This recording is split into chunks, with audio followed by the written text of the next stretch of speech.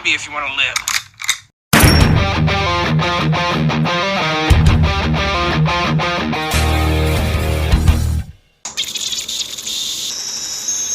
Hello everybody, Film Trigger here. My name is Stevie Cade, and I've got a special treat for you guys. I am teaming up with fellow YouTuber and long life friend Christopher Durbin of the channel Durbania. Now, here's the deal. Every Tuesday at 4 p.m., we're both going to release a review on our own channels of every Terminator movie leading up to the release of Terminator Dark Fate, at which point we will come together in a collaboration video and rank all the movies. So keep on the lookout every Tuesday 4 p.m. Eastern Time. So now I am doing a review of the very first Terminator movie.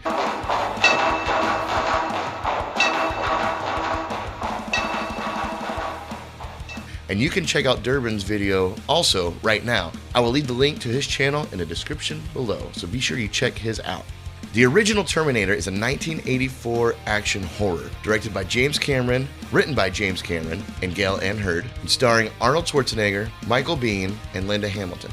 And essentially, this movie is about a seemingly indestructible cyborg sent from the year 2029 to 1984. Here, he is to assassinate a young waitress named Sarah Connor. I'm here to help you. You've been targeted for termination. Which is played by Linda Hamilton, whose unborn son will ultimately lead humans into a war against the machines.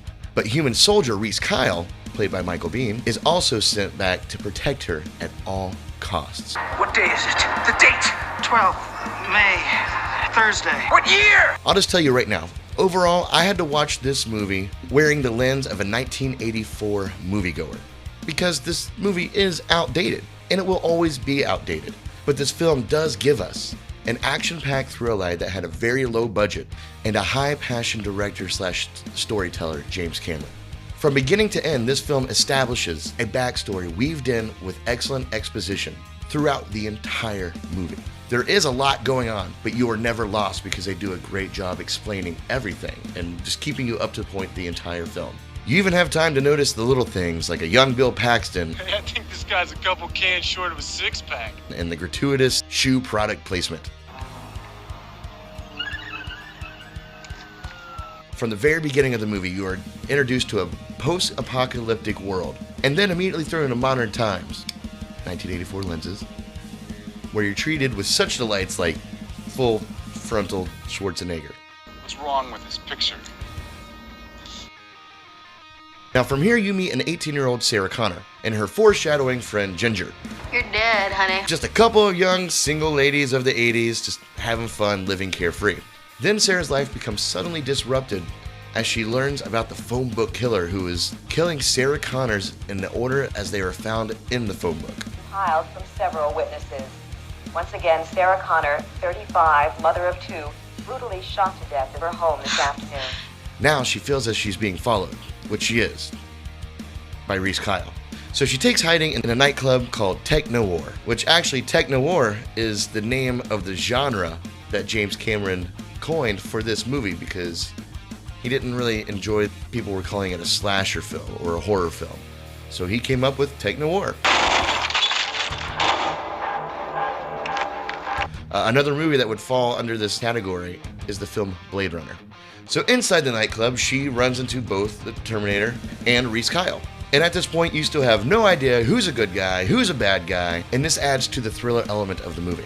And then we soon learn that Reese Kyle is a soldier sent from the future by Sarah Connor's unborn child, John Connor. And then we continue to learn, again, through prestigious exposition, what the Terminators are, their evolution. Part man, part machine. Fully armored, very tough. But outside, it's living human tissue.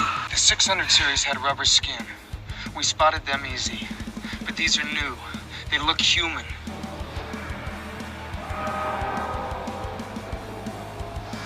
Well, this is awkward. And now we join the journey to keep Sarah Connor safe from the Austrian cyborg, which originally wasn't going to be Austrian. He was going to be African American, because he was originally going to be played by O.J. Simpson, but was deemed too nice for the role.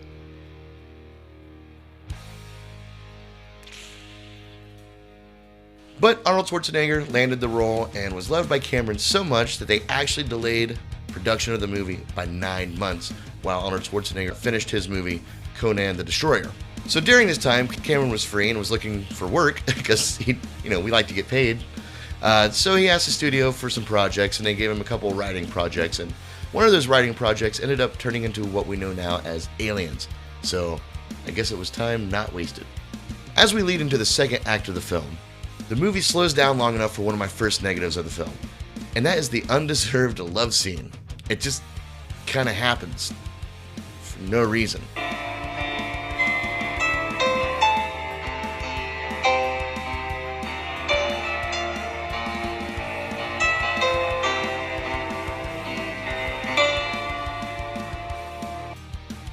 But it's also one of the main plot pieces of the film, so without it, this movie and the subsequent movies wouldn't exist.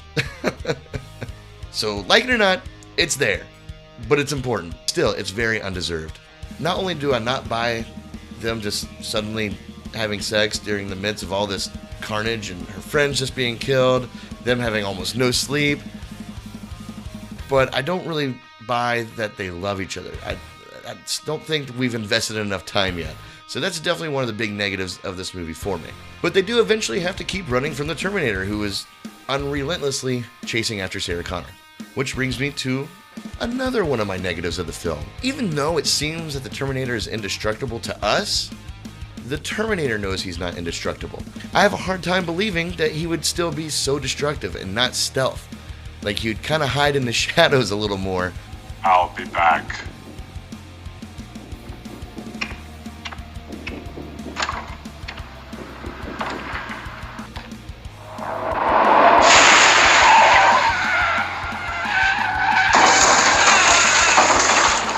The right explosive, the right amount of heat, or the right amount of pressure could ultimately destroy him.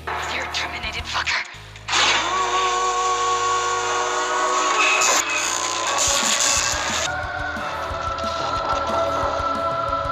Amongst a galaxy of other things that we learned throughout the films. I would think the Terminator would be aware of this, but I get it. We wouldn't have the action-packed thrill ride without it.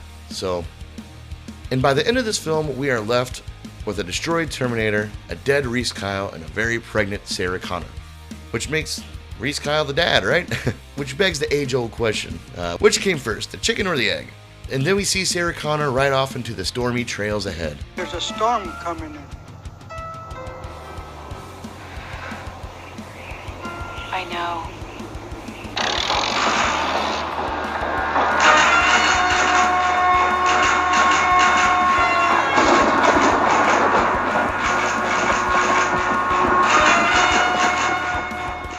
Now, despite a few negatives that I had, this movie is excellent. And it still holds up very strong today. Now, I know the effects are really bad in today's standards, but this movie was ahead of its time. The effects that we got at the time were not only state of the art, but very, very well crafted on a low budget, which shows the passion of James Cameron. And for that, the effects of this movie get a pass. And it's been years since I've actually watched this movie, and I was engaged in the movie the whole time. So for this reason, I'm giving this movie an A. That was wonderful! Bravo! I loved that! Oh, it was great! So that was my review of the movie Terminator. Don't forget, you can jump over to Durbania's channel right now and check out his review, and I will leave the link to his channel in the description below. But be sure to let me know what your thoughts are. Did you like this movie? Do you feel it's a little too outdated? Let me know in the comments. And while you're there, be sure you hit that subscribe button and the bell ding thing so you get notified every time I upload a new video. Alright? Thank you guys so much for watching. Stay trigger happy, my friends. Peace.